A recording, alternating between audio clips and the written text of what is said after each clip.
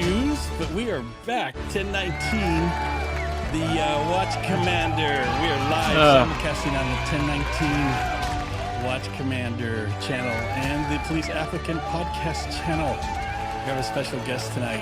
Dale Hedges is here. So, Mike, how are you doing? Man, you know what? I was cool as a cucumber, and now I am extra crispy because of that delay. But we are back, and I hope we didn't lose a whole bunch of folks behind that. But you know what? Technology can be a biatch sometimes, and but we're here, and everybody's happy, right? All right. And Dale, I want to thank you for being here. I know we've spoken plenty of times about things, and I'm just going to jump into it here. We're going to be talking about your book, and more importantly, I think we need to talk about some of the other things that happened to you during your career.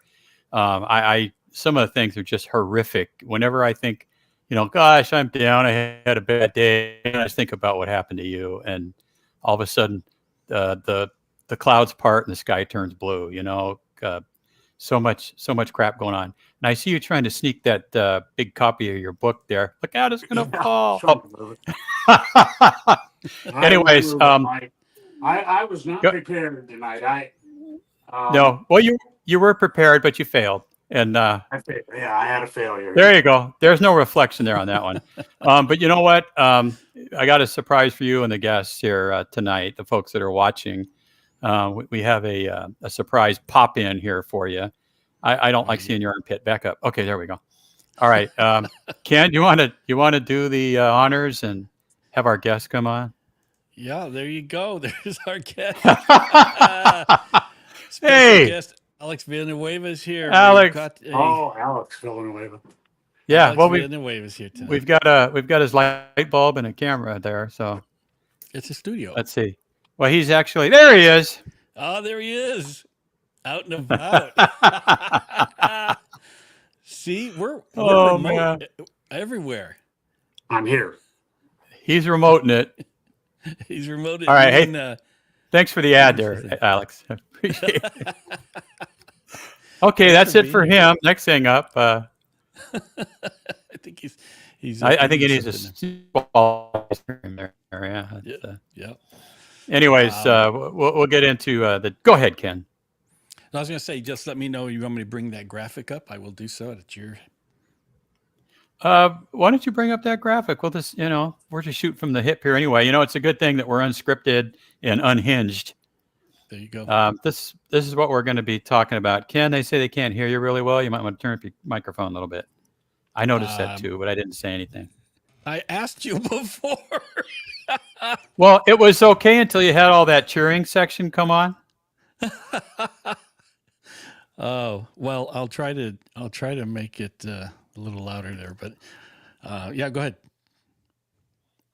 What did I do? Oh. Yeah.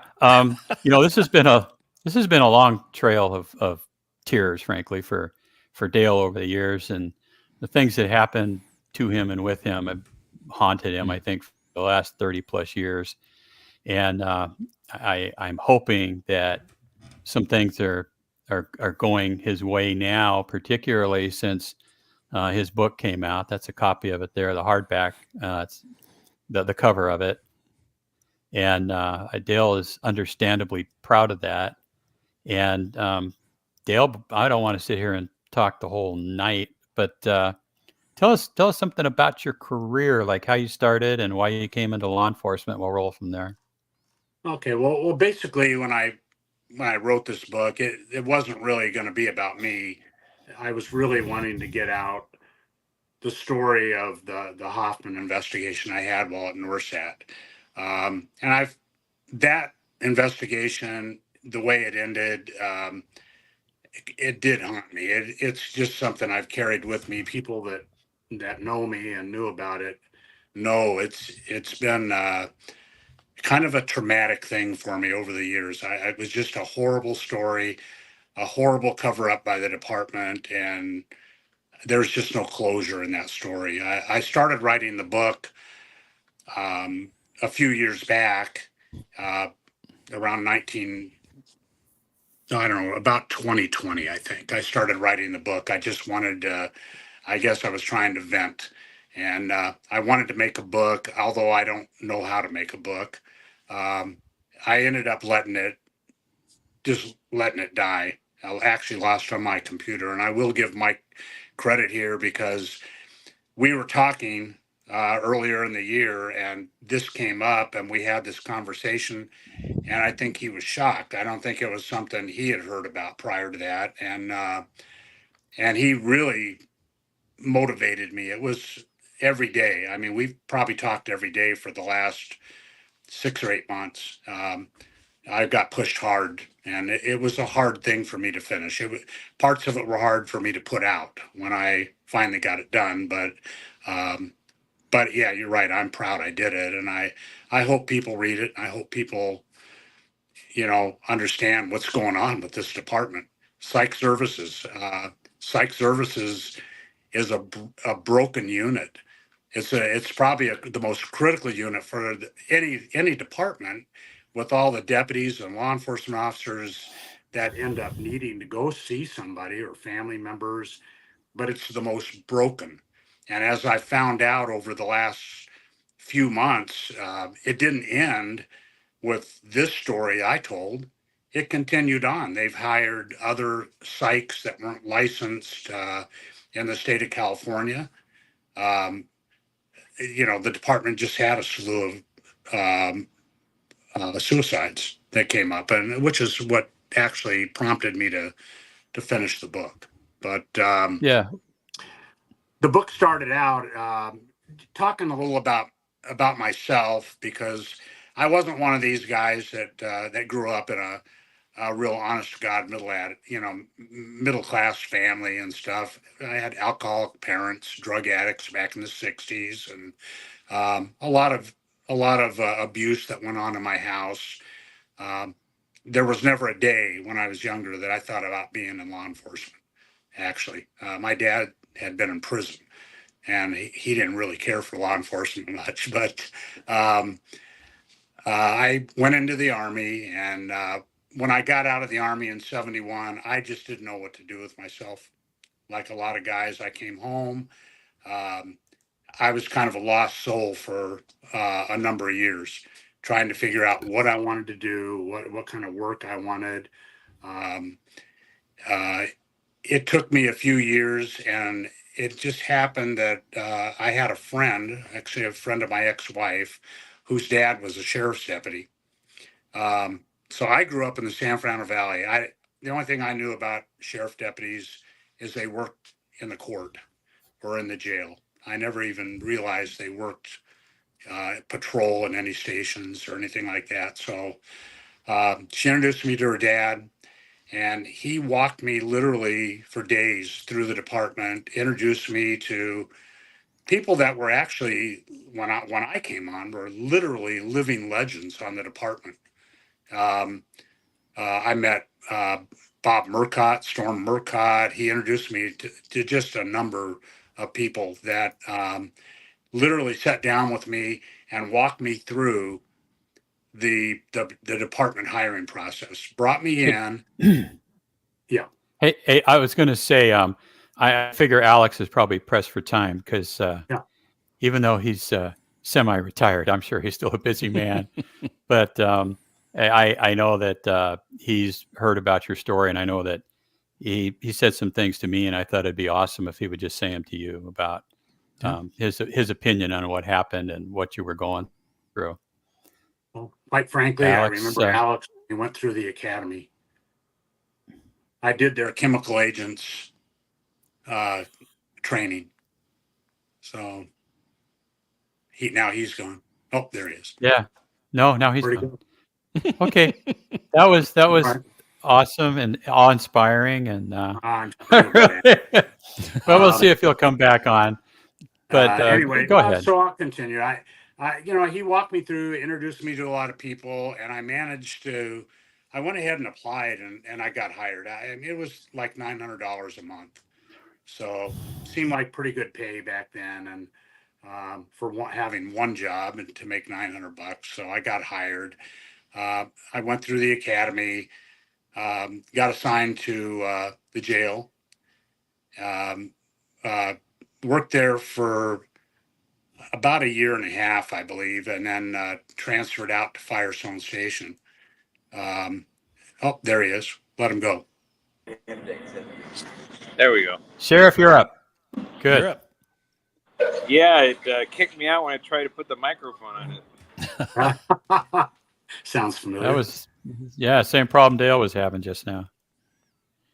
How are you? You're coming in good now. Oh, that's Great. Good. Well, I'm at the Wingstop in Whittier here. I'm Yeah, hungry. I just wanted I'm hungry too. to jump in real quick and tell Dale I read through the 4 chapters. I spoke briefly with Mike about this, and I'm just kind of saddened that I didn't get a chance to influence the outcome when I was in office.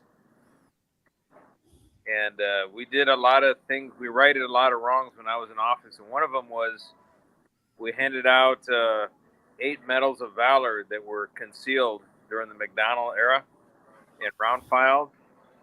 We resuscitated them because it was the right thing to do, and we made some people whole again. The risk for the department, and so I have no problem righting wrongs, and we're definitely wronged. I remember as a young deputy, in full disclosure, I worked with Hoffman at IRC in the 80s. Really? And I remember him selling himself that he had a psych degree, and then he left. I assume he went to psych services, and I from him after that. But he was a little different cat. You know what? Actually, Alex, when you ran into him there, that's after he ran away from psych services. And when he did that, he thought he was going down a rabbit hole. Well, Jerry Harper followed him into that rabbit hole, gave him an ultimatum: leave now, or we're going to file criminal charges on you. Wow, that. But yeah, you know what? And he weighed his options and he decided to take the quick way out. Wow, well that's sad. I remember around the time about the guy from the one who was investigating the Aero Bureau stolen parts. Yeah, he worked Norsat. Can't remember his name offhand.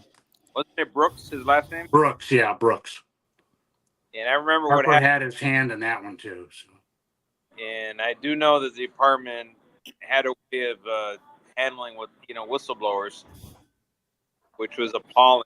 So just Dale, from me to you, if I have my druthers, I give you your full credentials and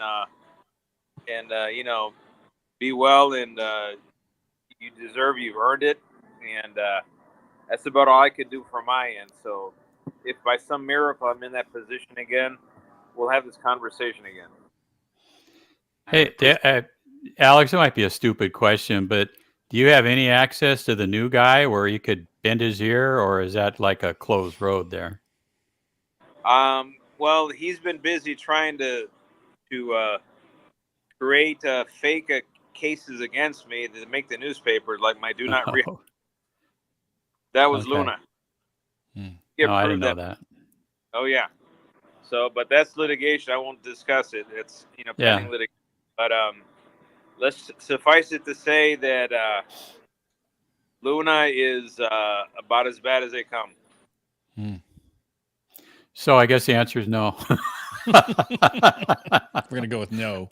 Well, yeah, you can't help to keep from trying, I guess. I appreciate you and straight up and coming on and telling Dale, because like I said, he's suffered over this crap for 3.5 years, 30 years plus. Wow. Yeah. Well, all right. On that note, I'll leave you guys to continue. Thanks for all you're doing. Keep doing it. Dale, please take care of yourself, and hopefully we'll meet down the road. Thank you. Thanks, Alex. All right, thanks, Alex. All right, you got it. Yeah, take care. Okay, I'm going to say, just for the record, then over the year that we've been doing podcasts together, Ken, this has been one of the most beat up, torn up technical thing that I've ever seen. Radios in and out, people glitching, light bulbs, and and it's I guess that's one of the things when you do stuff live, right? When you do it live. It seems to be it's ironed itself out, so we're good. Dale's coming in good. Yeah, good. Well, I'm Hey, just Dale, look. I'm well, naturally a handsome guy. right, You right. know. Yeah, I understand that. But, I'd like to jump into, let's just talk about Hoffman. And I'll tell you why I want to talk about that rat bastard piece of crap. Because during the process of finding out what happened to you, I checked into him. And, once he disappeared from the department, he was in the wind, obviously. But doing some scratching around, I found out that he is now a professor of psychology at Metropolitan State University in Minnesota. And that blew me away because my question is going to be, we know he was involved in deaths on this department of people that had gone to him for help and other scandalous crap this guy did that has no moral compass. I would say it's facing the wrong way. He doesn't have one. And this guy is actually thriving, albeit in Minnesota, but it's like nothing happened to him. It's been over 30 some years, and he's living the dream. And how many other people along the way were screwed over, or who are dead now, or who were given bad advice, lost their jobs, committed suicide, broken families? All of that stuff is on his shoulders, and he's basically in the wind. I mean, let's talk about this guy and how you first came into contact with him, and what happened through the course of that. Okay. It was. It starts out during the Rose Parade, um, January. I want to say, if I can remember right, Mike, you might remember the 1992 Rose Parade. Um, so the day, New Year's Eve, there's a guy, he's an escapee from a halfway house and a felon, escapee from a halfway house and on parole, had decided he wanted, I, I guess the best way to put this is he's always wanted to be a cop. He wanted to impress all of his friends that he was a cop. He had somehow managed to get himself, even though he's an escapee, a job at a home for abused children, a county home, where he meets a guy, a psychologist at the home or another person at the home named August Hoffman.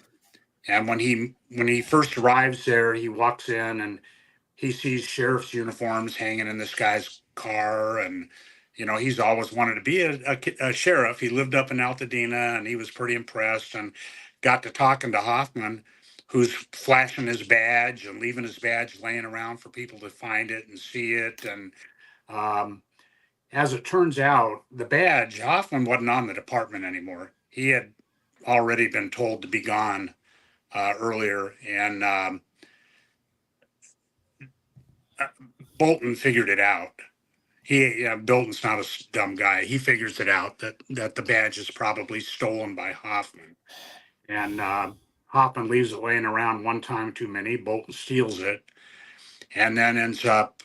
There's a whole escapade in the book about what he does with that badge for a period of time, but um, he ends up getting caught impersonating a deputy at the Rose Parade. Sergeant Bob Olmsted and Donnie Malden arrest him at the Rose Parade after a foot pursuit in front of thousands of people. They arrest him for impersonating and a few other charges, and he gets booked at Crescenta Valley Station. I get a call early the next morning on New Year's Day um, asking me to go up and interview him. The department's pretty concerned about what he was really doing at the Rose Parade, and are there other people involved? Were they going to commit some crime and make it look like deputies? So I drove up and interviewed the guy, and during the course of the interview, I wanted to know about his badge. I pulled the badge out of evidence, and it's a flat badge that had been taken out of a wallet. The ears had been bent back, and he had hot glued a big safety pin on the back of it so he could put it on his uniform.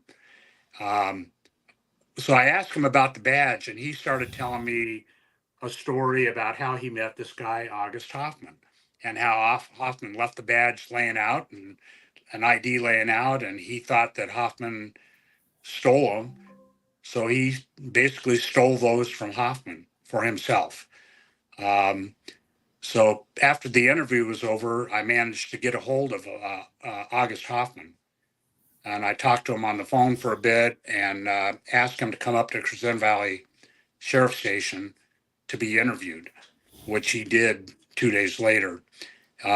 So going into the interview, this starts out as somewhat of a routine investigation, probably something I could clean up pretty quick. Hoffman comes in, sits down, and my real concern with Hoffman at that time is, you know, how did you get this badge, or how did it get stolen from you? I had an idea that he probably resigned and walked away with it, but you can't prove that, and it was years earlier, probably out of the statute of limitations. But I pursued that with Hoffman and pushed and pushed and pushed. I had a partner at the time, Sylvia Smith, and she pursued it with me and couldn't get him to really budge much on his story. But finally, I just told him straight out, just tell me the truth. We just want to know the truth about the badge. Well, am I going to go to jail? Well, I don't know. I said that kind of depends on, where all this goes, but we need to know the truth. And so he broke down. Yeah, I left the department and I got hired at Psychological Services. And he starts telling me the story. The story is like unbelievable. When he's telling us, we're looking at each other, and I know we're both thinking the same thing. This can't be true. He tells us how he got out of the academy, started working the jail, told broadcast to everybody that his supervisors and the other deputies, that he was really a PhD and a licensed psychologist, and that's why he was there. He wanted to be there because as a deputy, he wanted to learn about the job, and then he wanted to be treating deputies after a while, and everybody bought it. He said his sergeants and his supervisors actually allowed him on his on-duty time as a deputy to start counseling some of the deputies at the jail that he worked with. He was giving free consultation, and they all believed that he was a bona fide licensed psych. And at some point, the head psychologist for LA County got fired for drug use. They got rid of him and they promoted one of his underlings, Audrey Honig, into his position, which left that vacancy. So they threw a teletype out to hire a psychologist, and the supervisors all drug him into the office and put it out on the ground and said, "Hey, we want you to apply," which he didn't have any degrees to get the job. He had been lying about it, but he went ahead and did it. They pushed him. Audrey Honig hired him and gave him 2 years to present the documentation, all his college degrees and all his documentation, and hired him as a department psychologist. And he literally said he walked in, they gave him his business cards, and he took over an office and started seeing deputies without any degree, with no knowledge of what he was doing.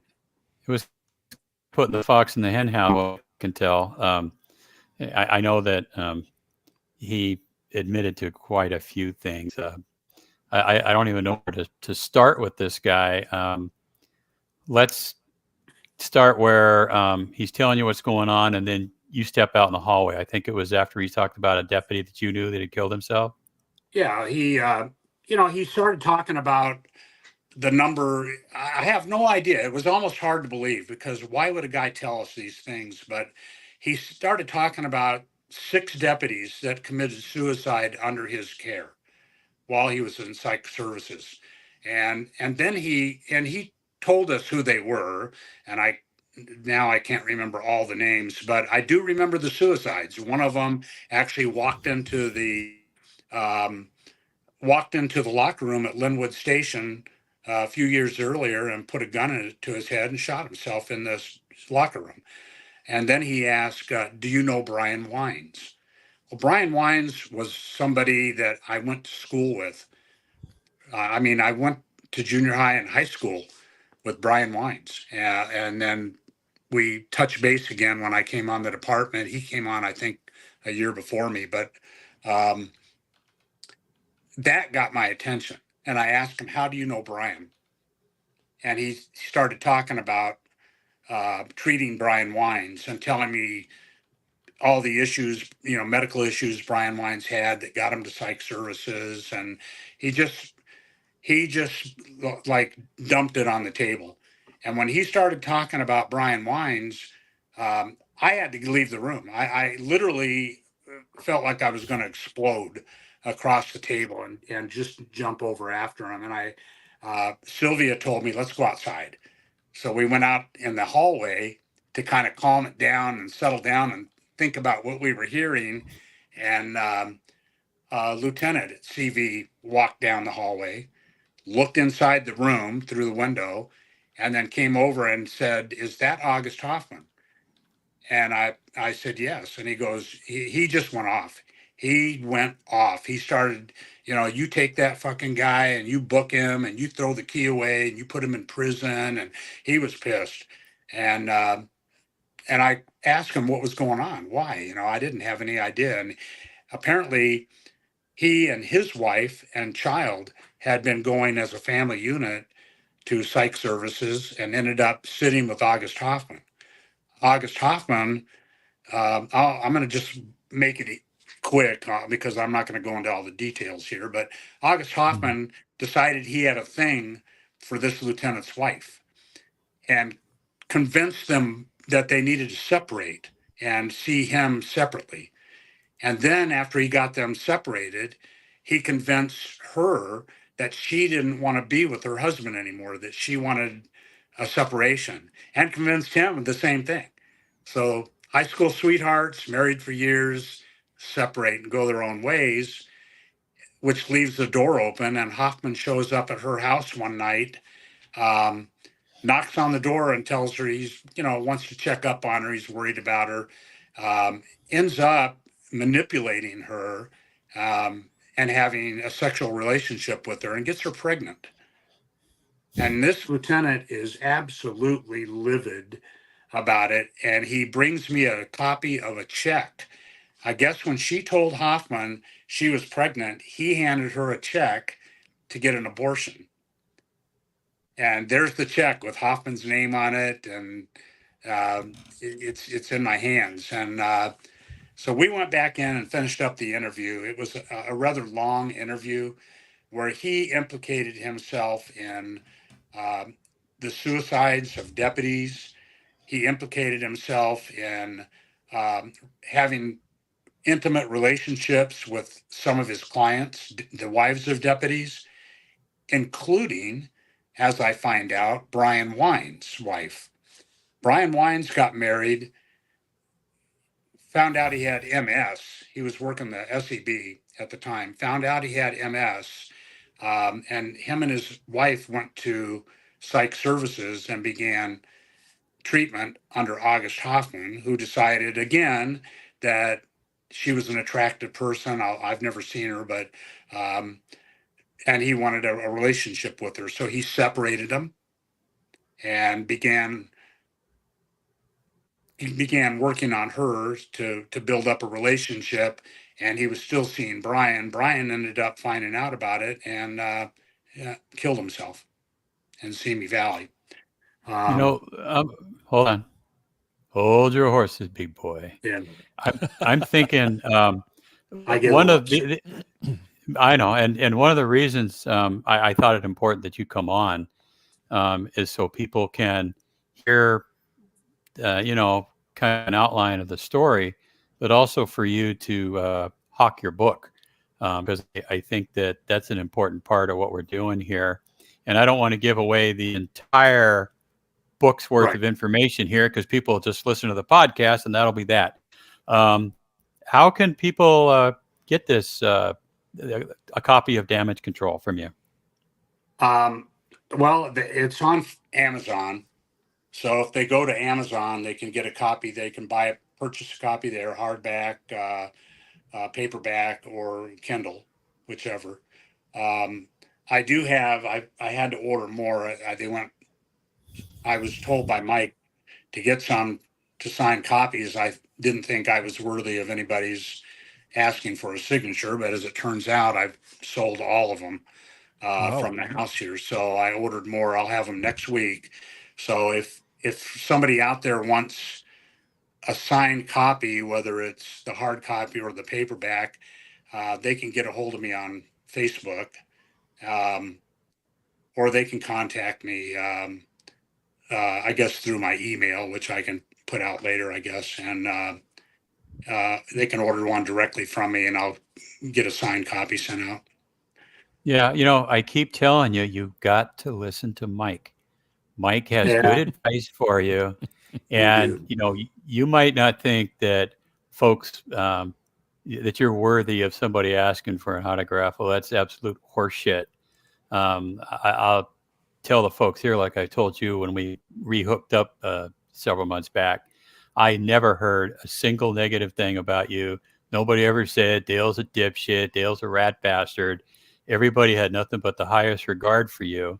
And I think that what you're going to see here is people are going to want to buy your book. I think that they would love to have an autographed copy of it, and maybe you personalize them. I don't know if that's what you're doing too, but If they want them personalized, I will. Otherwise, I just sign them.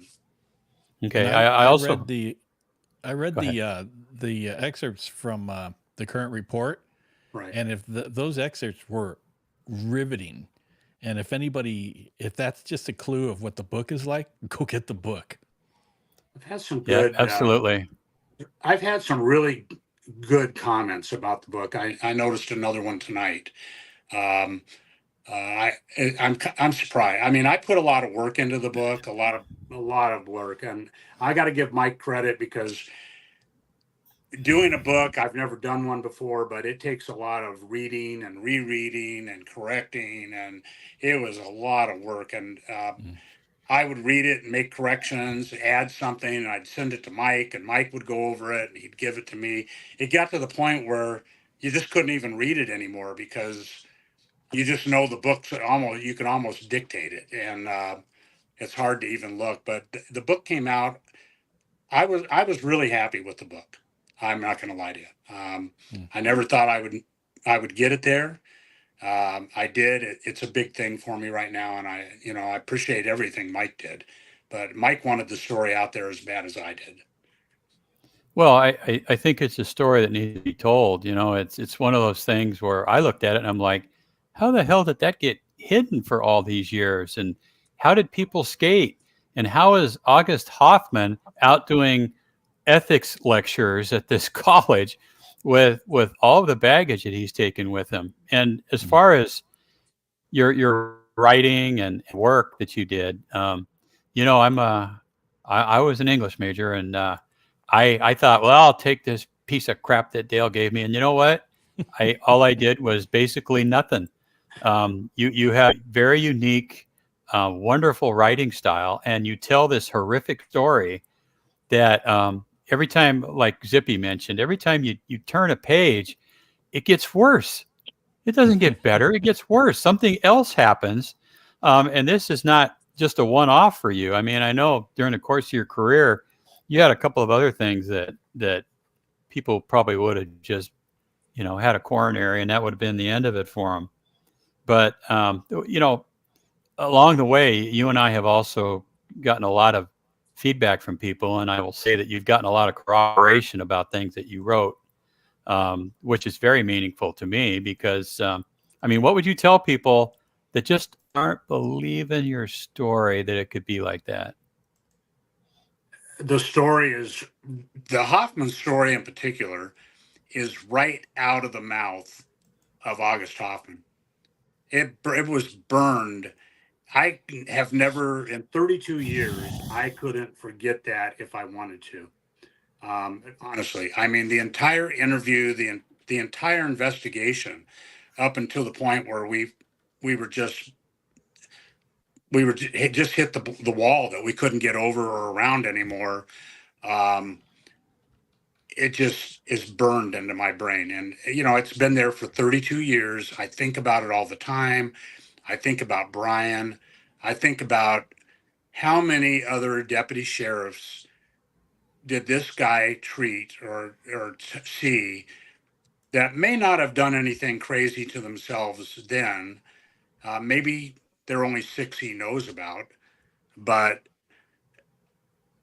maybe there might be hundreds of other people out there that suffered, maybe lost their jobs, maybe didn't get the right treatment, maybe committed suicide years down the line, lost their families. I've lost all of that, and I'm going to tell you, it just motivated me more to want to get this story out there, to let people know. Since this book went out, we've been contacted by people literally that remember sitting in August Hoffman's office as a psychologist and seeing August Hoffman. He had affairs with at least 2 women, one of whom her husband committed suicide. We don't know the whole story about the others, but there has to be other stories out there. And Well, I don't think that he strikes me the type of person who's going to suddenly see the light and change his ways. The 30 plus years that you've suffered are 30 plus years that he's had time to go out there and continue being a predator. yeah, And exactly. I don't see him stopping. And someone might say, well, he might have told you all that, but he's a bona fide liar anyway. Why should we believe him and his story? Well, number one, in all my years on the department and my time at Norsat as an investigator, I've never had a suspect lie to me about and implicate themselves in something. They lie, but they're not going to tell you they did. If they're going to do that, they're going to tell you, yeah, I jaywalked, but I didn't knock the lady down on the other side of the street. They're going to lie about their crimes. They don't want to be implicated. Why would somebody sit down with me and tell me that number one, they were a department psychologist for 2 years without a degree, that that they were hired and they shouldn't have been hired, that that they were responsible for suicides of deputy sheriffs.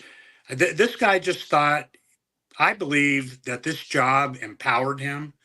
He felt powerful. He knew he could use it to his advantage. He knew enough to know that people that come to him, especially the women, are hurting. They're looking for help, and the guys too. But he I guess, for the want of a better word, he kind of works them to. It's like taking a little child, and training the child to so that you can be a predator. He's a predator, and he takes the females, he gets their trust, he builds their trust, and then he makes his move. And I'm sure he's done it, who knows, countless numbers of times that we don't know about. I mean, it was the whole story is terrible.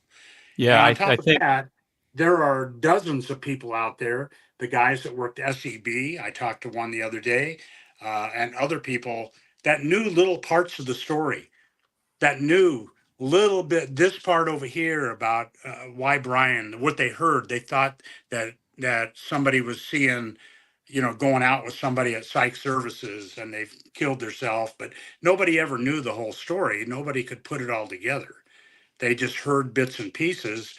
And now I've got a guy, I didn't know any of it. I'd never heard of August Hoffman before, except he looked familiar to me. And I realized after I had a shooting in 1985, I got sent to psych services and sat in front of his desk and talked to him. But other than that, I had no knowledge of who he was, or I couldn't even remember the guy's name I saw. yeah, But I would also add to that the point that one thing you didn't mention about him specifically, and I want to drive that home, is that he also admitted to you that he's a sexual predator. And sexual predators, they don't stop being sexual predators. He's moved on to something else. And the other point, I think, is even more important, that along the way, we've gotten corroboration for a multitude of things that he told you he did, he was responsible for. So I don't know how anybody can really question anything to do with your story, because everything that's been looked into has been corroborated one way or another. Ken, were you starting to talk and I cut you off? I'm sorry. Yeah? No. Not at all. Nobody, Wait, I have had nobody that I know has come to me and said that story's not true. Yeah. There's only two people that have popped up out of the woodwork over the last, not directly to me, but two people have popped up out of the woodwork that didn't like the story. One is Jerry Harper. One was Audrey Honig. And the two people that should have come forward after all this and said, "Hey, I'm sorry. I'm sorry I hired him. I'm sorry I didn't check his background and make sure that he was, that he was credentialed. I'm sorry about all the deaths. I'm sorry about what he did to the wives." It was not, "I'm sorry about anything." It's not, "I'm sorry I covered it up. I should have brought it forward." No, it's all about, the story's not true, and it hurts their reputation, and it's all about them still. It's all about them. So there's never been an apology. I doubt there ever will be. I would have a lot more. I would feel a lot better about Jerry Harper and Honig if they were sitting here looking at you saying, it shouldn't have happened and we're sorry. But what you have here, like I said earlier, I think, is you have psych services. It's broken. It was broke back then in 1990. Actually, prior to that, when they hired August Hoffman in the 1980s, it was broke then. It's broke now. They've had people working there that weren't licensed to work there, doing the same thing. You've had in this last year, you've had 4 suicides in one day. That psych services is probably one of the most important units within the department to care for deputies and the problems that law enforcement officers face, or the family problems. There's no one watching over psych services. No one's looking at what they do. No one's there to double check who they're hiring. There's nothing. These people they're literally getting away with murder. And it's still going on, which is absolutely shocking to me after 32 years. Yeah, I'll also just jump in. I know that as part of the research we were doing here, we actually came across August Hoffman's CV, or his resume online that he has posted as part of the EDU. And what a surprise.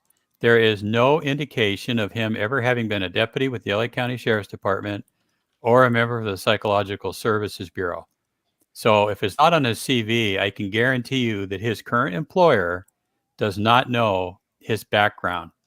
And I am hopeful that they learn about this guy and take whatever action they deem appropriate. But he has gotten away with, like I said, being involved in the deaths of people who had come to him for help. He has been responsible for, some of the advice we heard that he was giving out. You're just like, I'm not going to name the deputy's name, but a deputy came in to see him because they were having family problems and he was separated from his wife.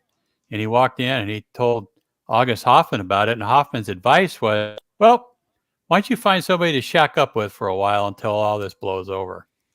And that's the kind of sterling advice this dude was handing out. And it's unpunished. And sadly, he's unpunished. And Dale Hedges has been super punished throughout the course of this. And, if there's any justice in the world, they'll get an idea what this guy's all about. I would think that this actually would justify some type of journalist going in and tracking this guy after he left the LA County Sheriff's Department. I'm not even convinced he has a degree that he claims he has, because he messes up the name of the school a couple of times. And who does that? I've also tried finding a license for him. I haven't found it in Minnesota or California. I think I looked in Wisconsin, where one of the campuses are. Nothing. You would think he's got a license, right? But I don't see anything. Maybe the college gave him 30 years to come up with the requisite paperwork. I don't know. But Who knows? yeah, something needs to be done with this guy. And I'll say again for the folks, I have read Dale's book. I would guess probably about 100 times, just during, or at least it feels like 100 times. How many times can you go through the pain of what you're going through? But you had to get out a good product. You had to make sure all the typos were fixed and everything flowed smoothly. And I think that you should be proud of the book you wrote, and you should be proud of the attention it's getting, and you should be proud of the job you did. I didn't see anything in your history that you did that warranted the bullshit that you went through, particularly what I was talking about at the beginning, where you got denied your retirement credential because they're punishing you for doing your job. And I can't think of a more compelling story that I've ever heard on the sheriff's department. I've heard a whole bunch of them. Mm-hmm. Yeah, Ken, I think it's important. Ken, you got to shut up. It's important for people. It's important for people to know. I'm not bitter with the department. I'm not a guy that walks around mad at LASD over anything.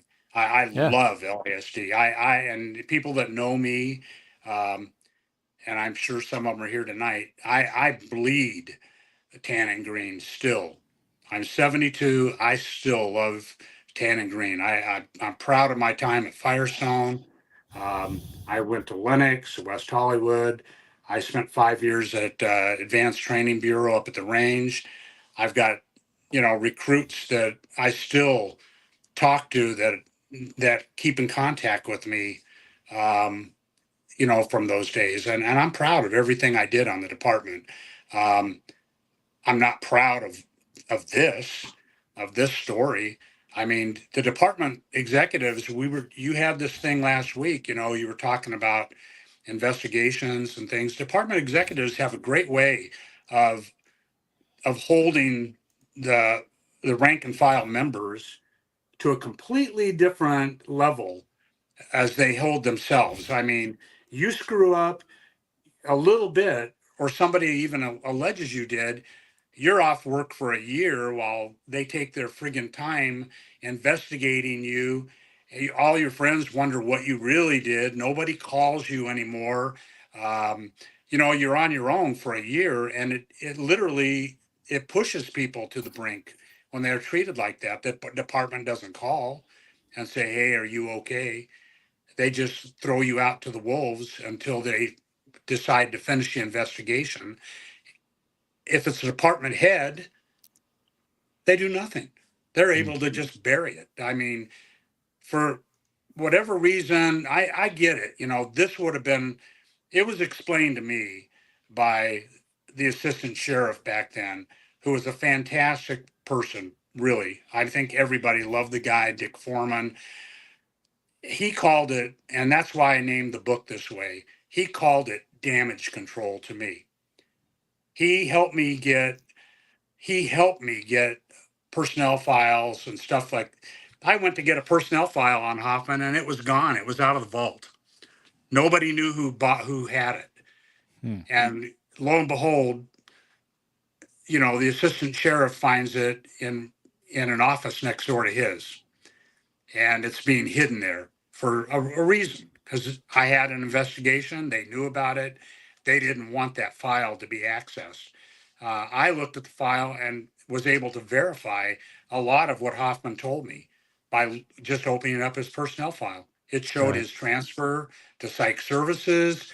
There was a commendation in there written from a Honig to him for what a great job he did for being a psychologist. And I mean, I got everything I needed out of the file. I went down to file charges on the guy, and I got blocked again. I hit a DA that just wouldn't even read it. He told me I can't file this, and he just straight wouldn't do it. Well, more importantly, he wouldn't read it. right? He wouldn't read the all he file. knew was that he knew who I was, and he knew what the investigation when it was about, and he told me I can't file this case, and he let it go right Yeah, there. well, He gave me a pink the, slip, and I walked. the follow-up to that is in the book for those of you who are interested. I think Right. at this point, too, we're nearing the end of the show. I'd like to make a personal plea to the current sheriff administration, particularly Sheriff Luna himself, to please take the effort, take the time to go in and reevaluate this case and see if we can undo this injustice that's been done to Detective Hedges all these years, and give him his frickin' credential. And instead of just going through the steps of doing it, reach out to me, reach out to Dale, make sure you get all the facts in hand before you make a decision. And once you do, I think you're going to find out that this is a good thing. I think it needs to be done. And, frankly, there's no statute on the 6 deaths that were reported that were at the hand of Mr. Hoffman. Maybe LA County Sheriff's finest bulldog homicide investigators can be given a second look at it and see if maybe they can go knock on his door in St. Paul, Minnesota, and drag his ass back here for comeuppance for what he should have gotten a long time ago. Mm-hmm. Yeah, I mean, I look, I didn't write the book, and I'm not here. I don't expect the department to do anything for me. I really, I don't. do. It would be incredibly awesome if that happened, but I don't expect that. As Mike knows, I had a little issue. It was hard for me to, once I got it done, it was hard for me to publish it because part of the book is where I ended up and why I retired when I did. And I'm not proud of the way I had to go. I'm not proud of the fact that, they promised me credentials, but didn't give me credentials. I don't broadcast that to people. And it's a little humiliating, really, but, it was part of the story and I wasn't going to take it out. It was part of the story and the whole story needed to be told. Yeah, I don't know if you have time or Mike, or if you want to get into any of that Firestone stuff, but I don't know. I mean, we're already coming up on our hour. I'll have to ask our producer. But before I do that, I concur with you that, I am very proud of the service that I did with the Sheriff's Department. I was proud to be on the Sheriff's Department. I love the Sheriff's Department. I just wish I could be proud of the department itself right now. There have been so many negative things going on. The anti-cop stuff, the weak-kneed baloney, the BFF stuff going on between the sheriff and Gascon just drive me up the wall. I mean, they might think everything's cool, but it's the perception.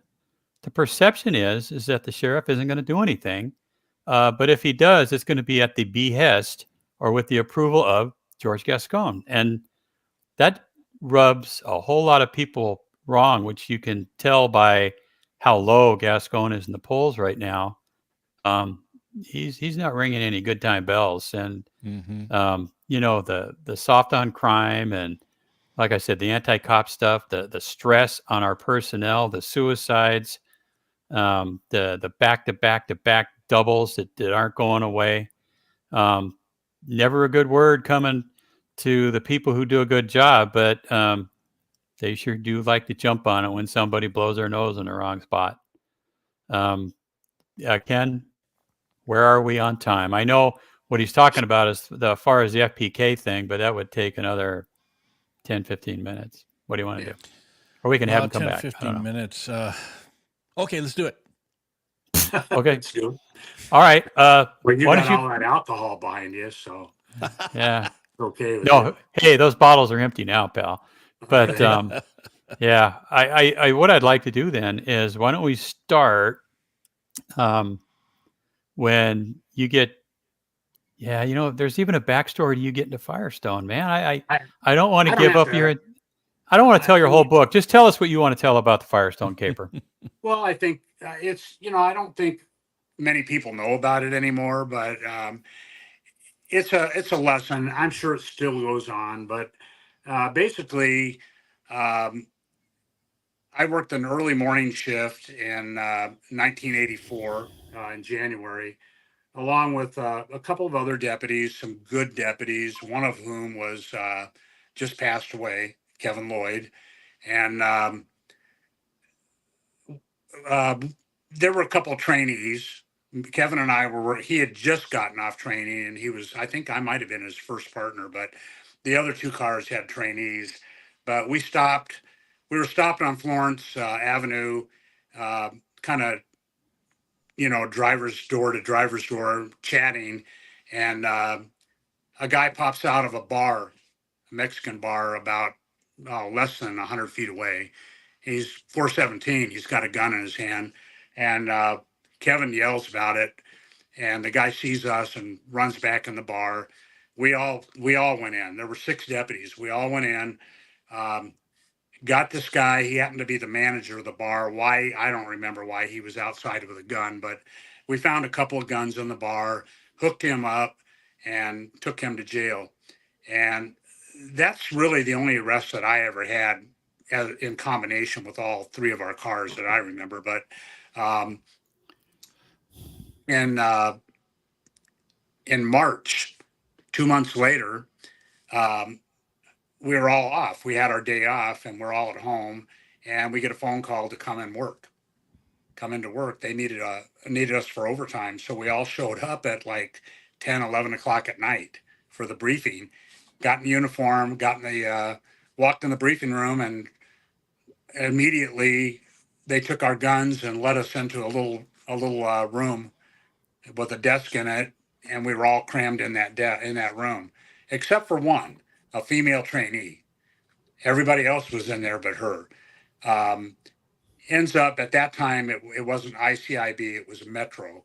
But they came in, advised us we were all being relieved. They had a search warrant for my locker, which we didn't even know what was going on at that point. But they went back and searched my locker, and all they took out of my locker, we had these little glass vials with caps on them that we could put liquid phencyclidine, PCP, in, and seal it up real good. And I had 6 brand new bottles, little vials in my patrol bag, and they took all those. And then later I find out that it was the female trainee she wasn't, I wouldn't say she was doing horrible on training. She wasn't doing that bad. She wasn't the best, but she wasn't getting picked on at all as a trainee. She was being kid gloves on her, but thought she was failing, I guess, and decided she wanted to out of the station. And the way out was to make allegations against the entire early morning crew. And she made allegations against everybody. I'm involved in one allegation of many that she made against her training officer and other training officers. And we're all relieved of duty.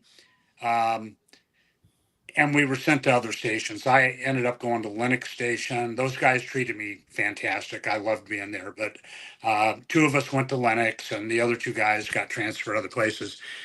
Anyway, the investigation lasted 18 months. Wow. 18 months. The first year of it, we were working at Lennox Station, and we're just nobody ever came and talked to us. They never interviewed us again. We just sat at Lennox Station working until a year went by, and then all of a sudden, they take us out in the back in the parking lot, relieve us of duty, and send us home. They fired us basically, and we ended up, of course, going to civil service, and I'm going to highlight it all. But we went to civil service, and the total time we were out was about 18 months. It was, or a little less. It was June of '85 when civil service ended. And the civil service court, there was no evidence. There was nothing to show that we had done anything wrong. Nothing. They clearly had nothing for us after 18 months. So we were all sent back to work. They sent me to another station. They asked us, where do you want to go? Like nothing happened again. And we went back to work. But I found out later, talking to a couple of the, I worked for the Metro deputy that searched my locker later. He was a sergeant.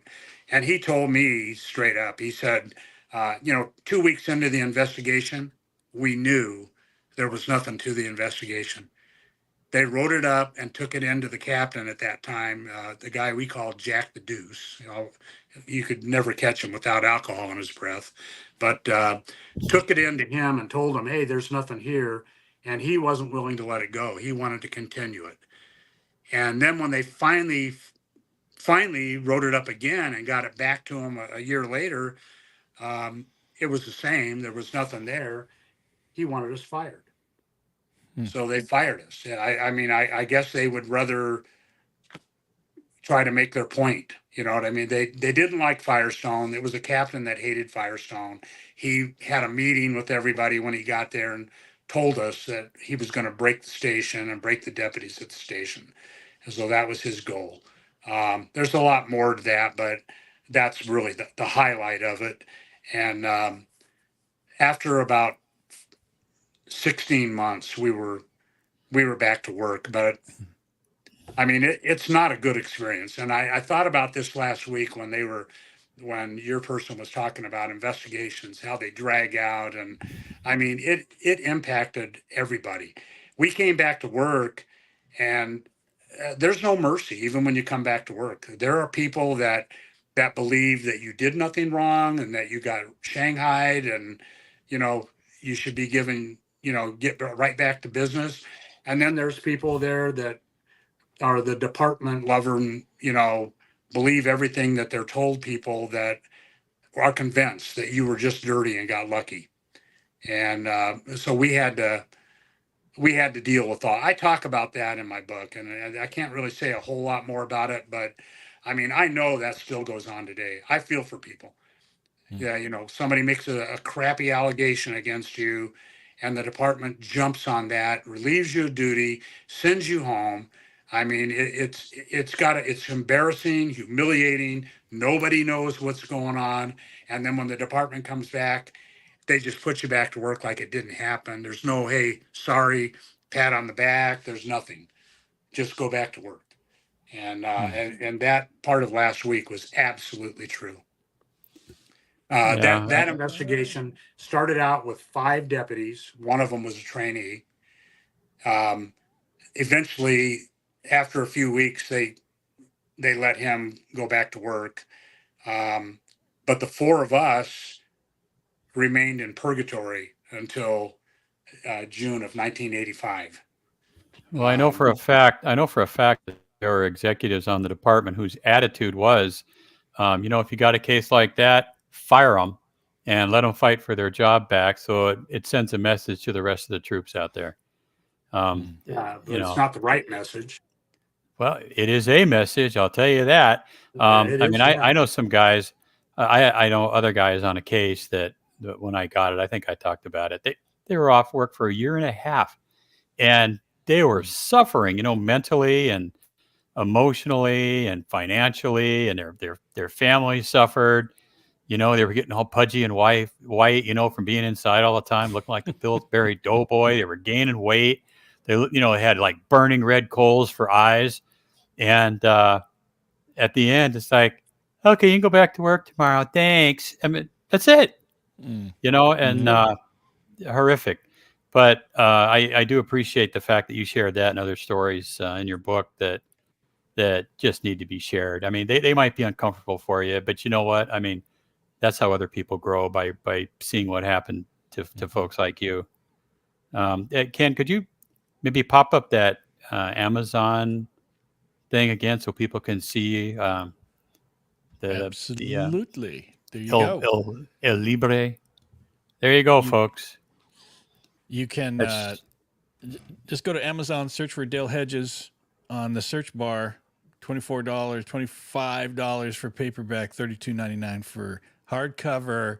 Order it today. And if you want, Dale, you can get a hold of you on Facebook and get a signed copy, right? Absolutely. Yeah. If they PM me on Facebook, I can I have more books coming next week, softback and paperback and hardback coming. I really didn't anticipate that that many people would want signed copies, but I'm glad they do. It Sure. makes me feel good. But Yeah. yeah, if they contact me, they can message me on Facebook, and I'll get all their information. They can pre-order, and as soon as those books come in, they'll be in the mail. Cool. I suggest you get more. I do know also if somebody is Amazon Prime, you can actually get it on Kindle for nothing. Mm-hmm. I hate to undercut you, Dale, but No, that doesn't undercut me at all. okay. Actually, you know Well, what? Anybody out there thinking they're going to get rich writing a book, take it from me, you're not. Okay, the book that you're buying isn't like the normal little, 4x6 paperback. These are 6x9. The printing is a little larger. The pictures inside are color. It's a much better quality book and a much better quality hardback. And I mean, they cost a little more to print like that, but I just think the books turned out incredible. I was really happy with them. And like I said, there are a few reviews that went up so far, but I've got people making comments to me in fact, tonight before I came on here, somebody went on one of the links Mike posted and said, I'm reading the book now. I don't want to put it down. I mean, I think the book came out really nice. And I think, as in law enforcement, I think you can easily relate to everything in that book. There's a lot of good stories in there, a lot of funny stories. And I think it just came out, yeah, really I think that was Zippy who was reading the book and can't put it down, and I can attest to that. I'll tell you what, though, how did you get that beautiful face cover on that book, Dale? Somebody made that for me, Mike.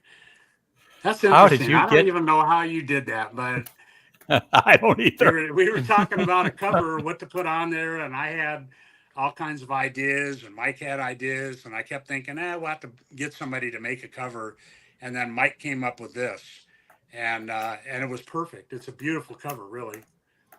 So I'm really happy with it. And then there's Mike's written something in the back of the book, and then we also got on the back of the book there's some words of wisdom from Axel Anderson, who was a retired captain on the department, and he's in the book also. And I appreciate.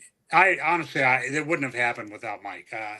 It makes me feel good to have friends like this, Hey, Mr. Goldwyn has a question. I have Prime. Will Dale sign my Kindle? Yeah, tell him I'll do that. Tell him he was tell Goldwyn he was a lousy trainee at West Hollywood. Okay, He can hear you now. Yeah, I know So- he's a lousy Oh, reserve. I like Goldwyn. He wrote. Well, with me you at know West what he Hollywood. ought to. I used to like having him in my car. Well, what he ought to do as a thank you for training him in West Hollywood is he needs to fork dough and get the real hardback or the paperback and have you sign that for him. He was pretty much trained. Yes, Bert. He's a good guy. Bert, we all love Axel Anderson. Yeah, Axel's a great guy. he calls himself a blockhead Swede, but he's one of the best partners I ever had. Yeah, stand-up guy. Cool. Yep. All right. Well, what do you think? I'm thinking people ought to run out and buy. What I think. Go buy that book. I don't think anybody would be sorry they bought the book. I was worried about what people might think about it. I guess that would be natural, but the feedback I've had is well beyond anything I could have ever expected. Honestly, Very cool. I'm really happy I wrote it. Excellent. Yeah, I think we all are. It really gets the story out, and hopefully, the way things are going, be hearing more about it in the future in a different kind of venue or medium. But we're not going to discuss that today. Not just yet. So, does anybody have anything else for Mr. Hedges while we have him circling the drain here in his video. There he is. Any other last minute comments, questions for somebody had Dale? a question and asked about a question. I saw that. Yeah, feel free to ask questions Somebody before had we a go here. I got nothing. So TikTok. All right. You know how to get hold of guys. Dale one way or the other. Don't forget to subscribe to the 1018. I just changed LAPD, man. to 19 the Watch Commander channel. I need the 1018 the Watch Commander. Go to the 10-4 Watch Commander channel. Right? To 19 the Watch Commander. Subscribe there. And we're growing Mike's channel. It's going to be like 1,000 people by tomorrow. And like that. But yeah, another great show. Dale, thanks for being here, man. We appreciate it. I appreciate you guys. I enjoy it. And thanks everybody for watching. And like he said, please subscribe. It's free to subscribe and click on like. Just, I know we had some tonight, but here we are. We're all alive at the end of the day. So help us out. Technical glitches. But let's see. Do I have a question or is it just good? Look at that. Thank you, Kevin. Thank you, Kevin. I've been corrected. Thank you. So yeah, what else is on there? No, I think we're good. Yeah, appreciate it, everybody, and we're going to come back next week for another show. Thanks a lot, guys.